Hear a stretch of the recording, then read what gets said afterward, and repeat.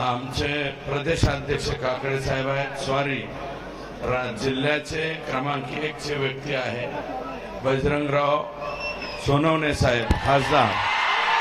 आणि या ठिकाणी उपस्थित दीपक भाऊ आमचे पॅन्थर सेनेचे अध्यक्ष आणि परमेश्वरराव सातपुते आणि या मतदारसंघाचे प्रतिनिधी श्री संदीप भैया क्षीरसागर साहेब, आदरणीय आडसकर साहेब या ठिकाणी मागे बसलेत. रमेश भाऊ पोकळे पाठीमागे बसलेले आहेत. आमचे सतीश आबा सुद्धा या ठिकाणी आलेले.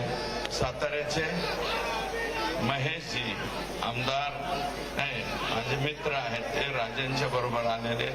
आमचं सर्वांचं आदरस्थान असलेलं घर आहे. तेव्हा मी अधिकच काही न बोलता मी जरा माझा पीए इथे येऊन बसला तर बरं होईल.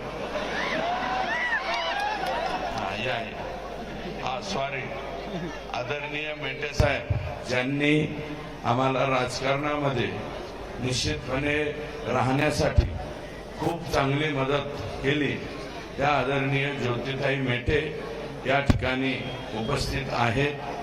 आणि चुकून माझ्याकडनं नाव राहिलं, ज्योतिताई स्टेजवरून खाली उतरल्यावर चप्पल काढून एक गुपचूप हाना तरी सुद्धा मला राग येणार नाही. परंतु मेटे साहेबांचं नाव घेणं हे क्रमप्राप्त आहे. आणि या ठिकाणी काय हे खून होतात, मर्डर होतात, परंतु ह्या खुनाची पद्धत फार चुकीची हो. ही कोणती पद्धत आहे तुमची माणसाला मारायची? मी सभागृहामध्ये सुद्धा म्हणलंय की तुम्ही गोळी घाला, किमान पटकन त्याचा जीव गेला असता. तुम्ही गाडीच्या टायर खाली घाला. अरे पण घालायचा का? डॉक्टर बाबासाहेब आंबेडकरांनी लिहिलेली जी राज्यघटना आहे, या राज्यघटनेप्रमाणे मुंगी मारायला सुद्धा तुम्हाला अधिकार नाही. पक्षाला मारायला जरी तुम्ही गेलात तर पक्षी प्रेमी आहेत. आमच्या इकडचा कोणी मोर जरी मारला तरी आम्ही त्याच्यावर केस करतो. मोर मारला ह्याला जेलात घाला असं आम्ही म्हणतो. अरे संतोष देशमुख 3 टर्मचा आमदार होता. सॉरी, आम्हीच आमदार असल्यामुळे आमचं नाव हे जरा कागद यायला नाही तर उलट व्हायचं. 3 टर्मचा सरपंच होता, 2दा जनतेतून आला, 1 वेळा बॉडीतून आला. मग 3 वेळा सरपंच झालेला माणूस आणि पुढचं भविष्य म्हणजे चिंचोली माळी या जिल्हा परिषद सर्कलचा तो होणारा जिल्हा परिषद सदस्य होता. एवढी त्याची क्वालिटी होती, एवढा सुंदर तो वागत होता.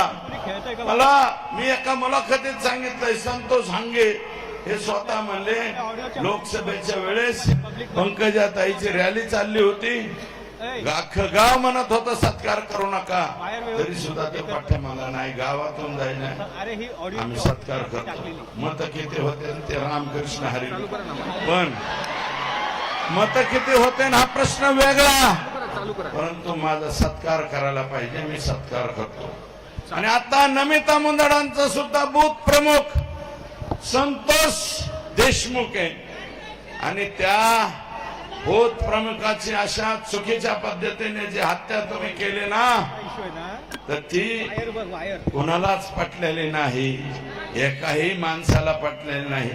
तरी सुद्धा तुम्ही फेसबुक व्हॉट्सअपवर ऐजा करेंगे तैजा करेंगे. आणि ही असली नारपाळी एक कानफडात हाणली ना, ह्या कानाकडे हाणली तर पार पेकाटात पळत पळत जाते. अंगात त्याच्या बिलकुल सुपारी एवढाली सुद्धा यांची मानगाट नाहीत. आणि काही बी लिहितात आणि काही टाकते सोशल मीडिया. परंतु आता जे माझ्यावरती लिहिते हेच लोक मनोजदादांच्या वरती काही दिवसापूर्वी तेच लिहित होते. हेच त्याच्या पाठीमाग राज्याच्या मुख्यमंत्र्यांवर देवेंद्र फडणवीसांवरती सुद्धा हेच लोक लिहित होते. यांनीच देवेंद्र फडणवीसांना टरबुजा खरबुजा आमका आम्ही नाही केला, टरबुजा आम्ही नाही केला, ह्यांनी केला. आणि तेच आज उठून मला शिव्या घेते, मला गाळ्या देते. याची अवकात काय, त्याची अवकात काय? अरे माझी अवकात काय? 80,000 मतदानांनी आणि या बीड जिल्ह्यात धनुभाऊ तुम्ही 1,42,000 मतांनी निवडून आले म्हणले.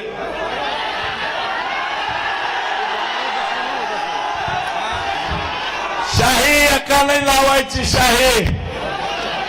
आणि 330 बुथापैकी 230 बुथ जर ताब्यात असतील, बोगस मतावरचे तुमची निवडणूक आहे. अरे हे काय, हे राजासाहेब देशमुख आहे ना इथं. मतदानाच्या दिवशी ह्याला बदडीत ऍडव्होकेट माधव जाधवला बदडीत एक पोरग फडका काय, त्याचा बाप. अरे गाड्या पूजितानी सुद्धा तुम्ही बुहार काढता, गाड्या पूजितानी. परत एखाद्या चौकात ठोय गोली मार भेजे में भेजा जो करता है, असं कोणतं तरी सत्य का काय पिक्चर मध्ये गाणं. या बीड जिल्ह्यामध्ये गोली मार किधर भी हो गया. 1200 ते 1300 लायसन्स ज्या ज्या कलेक्टरांनी दिले, ज्या एसपींनी त्याला संमती दिली आणि ज्या डीवायएसपींनी त्याला मान्यता दिली, या सगळ्यांवर कारवाई झाली पाहिजे असं माझं मत आहे.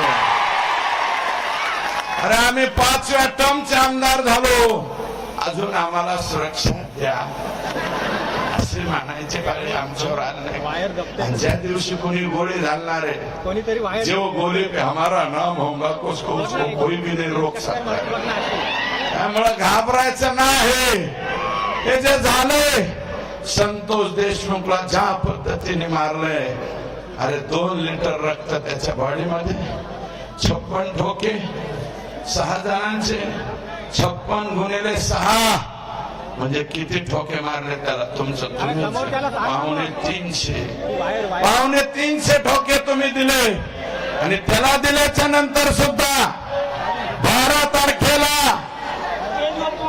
माझा सवाल आहे आमच्या पंकुताईंना. पंकुताई, मला सवाल आहे तुमचा. संभाजीनगरला तुम्ही एअरपोर्टवर उतरला, 12 तारखेला तुम्हाला 12 डिसेंबर ही गोपीनाथजी मुंडे साहेब यांची जयंतीचा दिवस मान्य करतो मी. तुम्हाला जायचं होतं तिकडं, पण वाकडे वाट करून तुम्ही संतोषच्या घरी का गेला नाही? तो का नाही गेला हा सवाल आहे माझा. तुम्ही का गेला नाही? किंवा फक्त बोलतात कोरड का? धनुभाऊ, तुम्ही जे बोललात ना गोपीनाथ गडात, अरे गोपीनाथ मुंडे कोण? गोपीनाथ मुंडेंनी त्यांच्या कालावधीत मटक्याचा खटका बसवला. मुंबईतलं गँगवॉर कुणी जर बंद केलं असेल तर ते गोपीनाथराव मुंडेंनी बंद केलं. गोपीनाथांच्या बरोबर सुद्धा आम्ही 10 वर्ष काम केलं. तो अनुभव वेगळा आहे, तुमच्या पुढे अनुभव काम करणं वेगळं आहे. तुम्हाला चांगले मोठाले आणि जे माणसं चांगले पंकत आहेत, तुम्हाला माणसं जमत नाही. तुम्हाला असे पाहिजे जी हुजूर, आमची औलाद जी हुजूर करणारे नाही. आमची औलाद स्वाभिमानी औलाद आहे. तुमच्या पुढे जे हुजूर करणार नाही, आजपर्यंत केला नाही, उद्या बी कराच करणार नाही.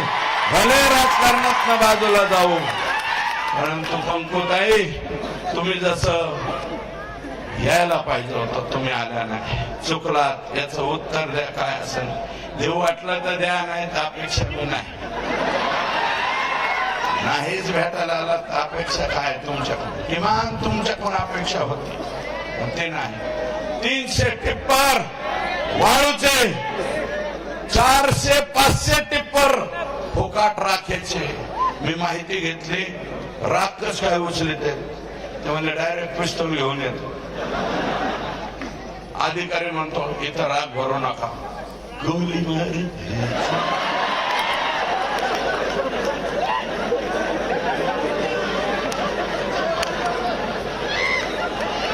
ढिसक्याव, अशा प्रकारची भाषा, ढिसक्यावची भाषा त्या ठिकाणी होती. काय करीन 4 लोक, काय करतील? 50 लोक जर बंगाट होऊन पिस्तूल हे घेऊन, राख म्हणजे आमचीच आहे. 1 रुपया थर्मलला न भरता 2002 सालापासून अव्याहतपणे 500 ट्रक फुकट चालल्या. त्याचं उत्तर काय? मग पंकुताई 14 ते 19 तुम्ही होत्या, तुम्ही का बंद केलं नाही? त्याचं कारण आहे की हे धनुभाऊंचं घर वर आहे, पंकुताईंचं घर खाली. खाली हे सकाळी चहाला असतात आणि दुपारच्या नाश्त्याला वर असतात. आणि धनुभाऊ, पंकुताई, धनुभाईंनी तुमचं सगळंच काढून घेतलेलं तुम्हाला मिळच नाही. सगळे झंटा फंटा आटम उधर है. आणि हा सगळा झंटा फंटा आटम कोण सांभाळित होता? आका. याला नाव घेत तुम्ही. आमदारकी सुद्धा मी नाही म्हणलं, पंकजाताई म्हणल्यात भाड्याने दिली म्हणजे मंत्रीपद. मी तर आत्ता म्हणतोय, त्या स्वतः म्हणल्यात भगवान भक्तीगडावर, स्वतः म्हणल्यात भाड्याने दिले म्हणले मंत्रीपद. यांनी नुसतं डीपीडीसीच भाड्याने नाही दिली, पालकमंत्री पदच भाड्याने नाही दिलं. राज्याचं हे कोणतं कृषी खातं सुद्धा भाड्याने दिलं. आता चुकीच्या माणसाच्या हातात भाड्याने दिल्यावर आपला ऊस तोडीशी संबंध आहे. ते याच काय घ्यायचं म्हणते, ऊस तोडायचं. हार्वेस्टर, त्या हार्वेस्टरला 4 लाखाची सबसिडी केंद्र सरकार आणि राज्य सरकारची, 40 लाखाची 4,000 चालवू. आजकाल आमचं बी कवा सटाकलेवढीच होत. त्यातल्या त्यात दादा असल्यामुळे थोडं प्रेशर आलं. आजपर्यंत कोणाचंच प्रेशर नाही ठेवलं, पण ओलीस प्रेशर आहे. हे घेणाला का माग काय बघ. माझं म्हणणं आहे 40 लाखापैकी 9 लाख वाल्मिक कराडच्या घरी गेल्याशिवाय फाईल मंजूर होत नव्हती. खरं आहे का खोटं?